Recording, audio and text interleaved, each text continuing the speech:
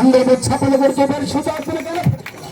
ఈనాడు తెరవాలి దయచేసి, ఈనాడు తెరవాలి రాత్రి తెరవబడును గాక. ఆయనతో మాట్లాడు. ఏమిటి ప్రభువా నీ వాగ్దానం ఎలా ఉంది? నా పక్కన స్థితి ఎలా ఉంది? అయ్యా నీ న్యాయ విధులిచ్చావు, నీ కట్టడలు ఇచ్చావు, నీ వాక్యం ఇచ్చావు. లోకములో ఎవరికి ఏ జనాంగమునకు చేయలేనిది ఇవ్వలేనిది నాకు ఇచ్చావంటే ఏమిటి నాయనా? నీ పట్ల నీ కార్యాలు, నీ సంకల్పములు, నీ ప్రణాళికలు, నీ ఉద్దేశాలు ఏమై ఉన్నాయి ప్రభువా? సహోదరుడా, నీవు ధన్యుడివి, ధన్యురాలివి.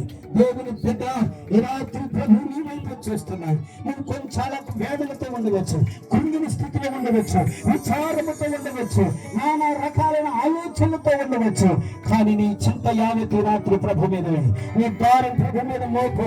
ఆయన వైపు చూడు, లోకం వైపు చూడొద్దు, పరిస్థితుల వైపు చూడొద్దు, మనుషుల వైపు చూడొద్దు, ఆ భక్తుడి వైపు ఈ భక్తుడి వైపు, ఆ పాస్టర్ వైపు ఈ పాస్టర్ వైపు చూడొద్దు. నీ కొరకు ప్రాణం పెట్టిన యేసయ్య వైపు మాత్రమే నువ్వు చూడాలి, యేసయ్య వైపు మాత్రమే చూడాలి. ఇదిగో ఆయన పునరుద్ధానుడు, ఆయన సజీవుడు, ఆయన